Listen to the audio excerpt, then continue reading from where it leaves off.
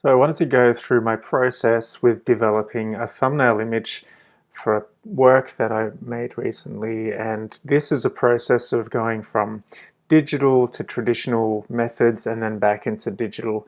So I'm just going to take you over the pipeline, the process that I used for that, some of the techniques and methods that I used in this case, and then you can see for yourself how some of this might be useful within your own work. Basic thumbnail images just to get a sense of what kind of composition I might want, what might be in the image, some colors. In the end, I decided to go with the image of us sitting on a couch with everything on fire. It was just nice and simple, needed something that would grab attention. So started with some just basic sketch of us sitting on the couch, and then to do the fire effect, I wanted to see what I could do with watercolors. So this is my process. Start with some water, mix up some colors, just thinking about what colors I might want. I'm doing a fire effect, so I'm just going to use reds and yellows. And of course, the good thing about working from traditional to digital is I can always tweak the colors, I can tweak anything that I need in the digital phase, but there's no point in making things hard for yourself. So I just sort of try and get it as accurate as possible in the first place.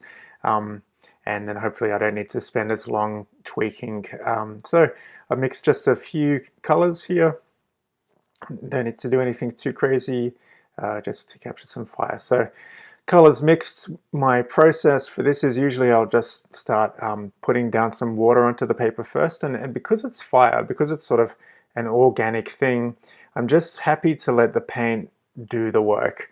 And so I want to generate some different patterns, different things, and I know that I'll be selecting some of this and doing sort of like a digital composite at the end. So not too concerned that it doesn't look like fire. I'm sort of like just looking for what might come out of it.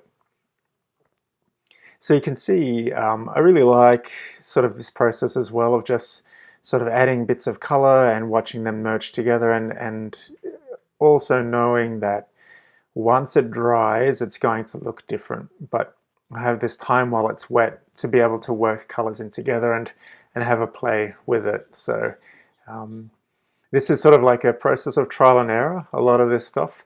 I also have certain little techniques, you know, like I can do little paint splatters where I want to by just flicking the brush at the paper. Be careful that your laptop or phone isn't too close to the paper when you do it, because you'll be cleaning paint off of that. So just, yeah, be careful when you're doing all of this stuff. But yeah, so like mixing this together, just seeing what I can come up with, adding some darker hues here and there where I think, and making these little connections. So that's done. Then I want to create sort of like an actual fire sort of ember or whatever. So sort of like going from dark red up to yellow at the top, and just this is another thing that I can sort of, once I'm in the digital phase, sort of select this and put it in and duplicate it and transform it around and stuff. So this is also, you know, it's just a lot of fun as well. So do try to have fun with this process, and don't worry if it's not perfect or anything. Some things you can do, you can look at reference, you know, just keep working at it. Even once it dries, you can re-wet, you can add wet into dry, creates its own special effects. Wet on wet, you know, wet on dry, all of these things are different tools. So just doing a bit more of a spatter here. So I'm happy with that.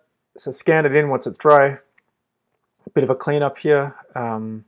Clean up the paper, because I hadn't used watercolor paper for this, so the paper then starts to buckle, and so it's hard to get a clean scan because it won't press against the scanner cleanly, so you have to spend a lot more time in cleanup. So if you haven't yet, please go and watch the video on cleaning up your images digitally. I'm sort of taking selections of the paper here and doing a bit of like just paint bucket filling and just you know, working along. So this is sped up about 5 times. And here you can see I've got my base sort of image. I've done a rough composite of how I want the fire to sort of be designed behind it. And now I have to figure out how to make this work. So this is a process of just playing around and cutting the layers out, starting to transform them around, and this is where sort of working digitally really comes into its own. You know, I don't have to plan too much in advance. I can just fool around. I can undo things. I can create new layers. I can use blend mode. So here I'm just sort of, you know, cutting out shapes, creating new shapes from the existing fire pattern that I've made, overlapping things, using every tool I have at my disposal to create something new from this base that I've made. And I'm creating levels and levels of things. So using multiplier layer is like most of you would know that for being able to create this sort of transparency, one layer on top of the other. Yeah, and so I'll just keep going with that. So once I get a basic composite going, I can start painting over that using wet blending brushes, playing with different types of brushes to create different types of effects. I want to sort of hide where you can see patterns emerging, where you'll be able to pick up that there's a duplicate in the fire painting. And to be honest, you know, I could have done all of this digitally in the first place and probably saved myself a bit of time, but I might not have got the same effects. I didn't know what effect I was going to get, and there's something about working traditionally that you'll get all of these unplanned, great little sort of happy accidents. So duplicating the thing that I've made, put it on top, another blend mode, and here I'll just rinse and repeat. I'll cut some parts out. I'll put this behind at a lower opacity to create sort of like a background amount of fire. And yeah, there's all of these different transform tools. So this is sort of the free transform tool. You can choose any of these points and move it around. And this is just a tip of the iceberg with Photoshop. So now playing with this hue and the saturation, and a lot of this stuff, this is kind of like, this appeals to me as well.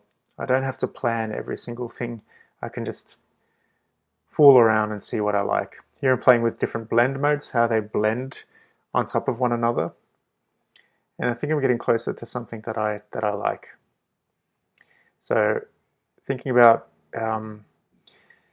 removing the white of the paper. Now I was going to do sort of a paint over of the background assets and elements and characters here, but I've kind of like then decided not to do that. So I did tool around with that a little bit, but in the end I've decided to go another way. So this is one of my experiments. You can see the foreground fire elements. I've added a stroke. Here I'm playing with gradient maps and gradients in the background, using different blending modes with those gradient maps to push the background fire back. I'm using like a bold black stroke on the foreground fire, and then coming back to this graphic. I want to keep this graphic approach to the fire. So blending the traditional fire with this digital fire. Again, here just playing completely sort of subtract and divide modes. It's quite interesting, but not what I wanted. And in the end, I went with this one here, which is nice and clean, sort of satisfied the requirements of the project. This grabs the attention, and yeah, I think I was happy with that. So thanks for watching, and go forth and experiment and play yourself.